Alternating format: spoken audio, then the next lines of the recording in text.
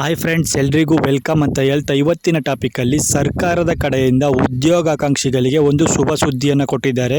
ಆ good news ಏನಪ್ಪ ಅಂದರೆ, ಈಗ ತಾನೇ ಮೀಸಲಾತಿಯನ್ನು ವರ್ಗೀಕರಣ ಮಾಡಿ ಹಂಚಿಕೆ ಮಾಡಿ ಅದರ ಒಂದು ಆದೇಶವನ್ನು ಹೊರಡಿಸಿದ್ರು. ಸೊ ಇದರಿಂದಾಗಿ ಅವರು ಹೇಳಿದಂತೆ 56,000 ಹುದ್ದೆಗಳನ್ನು ನಾವು ಭರ್ತಿ ಮಾಡ್ತೀವಿ ಅಂತ ಕೂಡ ಅವರು ಹೇಳಿದರು. ಅದೇ ರೀತಿಯಾಗಿ ಈಗ 56,000 ಹುದ್ದೆಗಳ ಭರ್ತಿಯ ಜೊತೆಗೆ ಇನ್ನೊಂದು ಗುಡ್ ನ್ಯೂಸ್ ಏನಪ್ಪ ಅಂದರೆ, ಇವರು ಇನ್ನು ಮುಂದೆ ನಡೆಸುವಂಥ ಎಲ್ಲ ಎಕ್ಸಾಮ್ ಆಗಿರ್ತಾವಲ್ಲ, ಇದು ST ಆಗಿರ್ಬೋದು, FD ಆಗಿರ್ಬೋದು, ಮತ್ತು ಯಾವುದೇ ರೀತಿಯಾಗಿ KEA ಮತ್ತು KPSC ಇಂದ ನಡೆಸೋ ಎಕ್ಸಾಮ್ಗಳಿಗೆ ಎಲ್ಲ ಎಕ್ಸಾಮ್ಗೂ ಕೂಡ ಒಮ್ಮೆಲೇ ಒಂದೇ ಬಾರಿ ಎಕ್ಸಾಮನ್ನು ನಡೆಸಬೇಕು ಅಂತ ಒಂದು ಆಲೋಚನೆಯನ್ನು ಸರ್ಕಾರದ ಮಟ್ಟದಲ್ಲಿ ಇವರು ಮಾಡ್ತಾ ಇದ್ದಾರಂತೆ. ಸೊ ಈ ಒಂದು ಆಲೋಚನೆ ಯಾಕೆ ಅಂದರೆ, ವಿದ್ಯಾರ್ಥಿಗಳಿಗೆ ಮತ್ತು ಹಾಗೂ ಬಡ ವಿದ್ಯಾರ್ಥಿಗಳಿಗೆ ಇದು ಒಂದು ರೀತಿ ಹೊರೆ ಆಗ್ತಾ ಇತ್ತು. DD ಕಟ್ಟೋದಾಗಿರ್ಬೋದು, ಅಪ್ಲಿಕೇಶನ್ ಹಾಕೋರಾಗಿರ್ಬೋದು, ಎಕ್ಸಾಮ್ಗಳಿಗೆ ಅಟೆಂಡ್ ಆಗೋದಾಗಿರ್ಬೋದು, ಎಲ್ಲ ಕಡೆ ಟ್ರಾವೆಲ್ ಮಾಡೋದಕ್ಕೂ ಕೂಡ ಹಿಂಸೆ ಆಗ್ತಾ ಇತ್ತು ಮತ್ತು ಹಣಕಾಸಿನ ವ್ಯರ್ಥ ಕೂಡ ಆಗ್ತಾ ಇತ್ತು.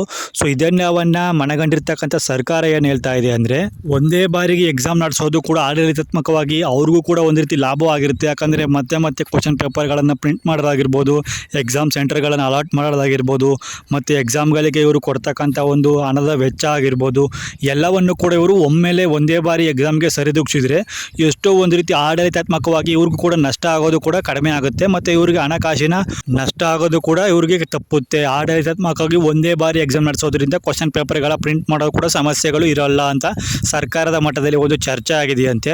ಸೊ ಇದರಿಂದಾಗಿ ಸರ್ಕಾರಕ್ಕೂ ಲಾಭ ಇದೆ, ವಿದ್ಯಾರ್ಥಿಗೂ ಲಾಭ ಇದೆ ಅಂತ ಸರ್ಕಾರವೇ ಹೇಳ್ತಾ ಇದೆ. ಸೊ ವಿದ್ಯಾರ್ಥಿಗಳಿಗೆ ಎಲ್ಲ ಎಕ್ಸಾಮ್ಗಳನ್ನು ಹೋಗಿ ಬರೆಯೋ ಅವಶ್ಯಕತೆ ಇಲ್ಲ. ಒಂದು ಎಕ್ಸಾಮನ್ನು ಬರೆದು ಅವರ ಹುದ್ದೆಗೆ ತಕ್ಕಂತೆ, ಅವರ ಒಂದು ಗ್ರೇಡ್ಗೆ ತಕ್ಕಂತೆ, ಅವರ ಒಂದು ಮಾರ್ಕ್ಸ್ ಮತ್ತು ಅವರ ಎಜುಕೇಷನ್ಗೆ ತಕ್ಕಂತೆ ಯಾವ ಒಂದು ಡಿಪಾರ್ಟ್ಮೆಂಟ್ಗಳನ್ನು ಆಯ್ಕೆ ಮಾಡ್ಕೋಬೋದು ಮತ್ತು ಯಾವ ಒಂದು ಡಿಪಾರ್ಟ್ಮೆಂಟ್ಗಳನ್ನು ಅಲರ್ಟ್ ಮಾಡ್ಬೋದು ಅಂತ ಮುಂದಿನ ದಿನಗಳಲ್ಲಿ ನಾವು ನೋಡ್ಬೋದು.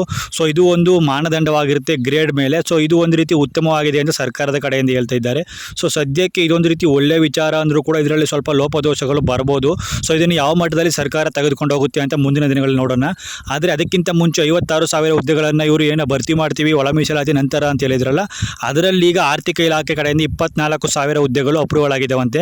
56,000 ಹುದ್ದೆಗಳಲ್ಲಿ 24,000 ಹುದ್ದೆಗಳು ಅಪ್ರೂವಲ್ ಆಗಿವೆ. ಸದ್ಯದಲ್ಲೇ ಈ ಒಂದು ಹುದ್ದೆಗಳನ್ನು ನಾವು ನೋಟಿಫಿಕೇಶನ್ ಮಾಡ್ತೀವಿ ಅಂತ ಅಧಿಕೃತವಾಗಿ CM ಸಿದ್ದರಾಮಯ್ಯರವರೇ ತಮ್ಮ ಟ್ವಿಟರ್ ಮೂಲಕ ಎಲ್ಲರಿಗೂ ಕೂಡ ತಿಳಿಸಿದ್ದಾರೆ. ಸೊ ಇದು ಒಂದು ರೀತಿ ಗುಡ್ ನ್ಯೂಸ್ ಅಂತ ಹೇಳ್ಬೋದು. ಆದರೆ ಇವರನ್ನು ಎಷ್ಟರ ಮಟ್ಟಿಗೆ ನಂಬೋದು ಅನ್ನೋದೇ ಒಂದು ರೀತಿ ದೊಡ್ಡ ಒಂದು ತಲೆನೋವಾಗಿದೆ. ಯಾಕಂದರೆ ಮತ್ತೆ ಅವರು ಏನಾದರೂ ಒಂದು ಕುಂಟು ನೆಪಗಳನ್ನು ಹೇಳಿ ಮುಂದೂಡಿಕೆ ಮಾಡ್ತಾರಾ ಅಥವಾ ಮತ್ತೇನಾದರೂ ಒಂದು ನೆಪವನ್ನು ಹೇಳಿ ಇವರು ಮಾಡೋದನ್ನು ಸ್ಟಾಪ್ ಮಾಡ್ತಾರಾ ನೋಡಬೇಕು. ಅದಕ್ಕೆ ಬಂದಿರತಕ್ಕಂಥ ಗುಡ್ ನ್ಯೂಸ್ ಇದಾಗಿದೆ.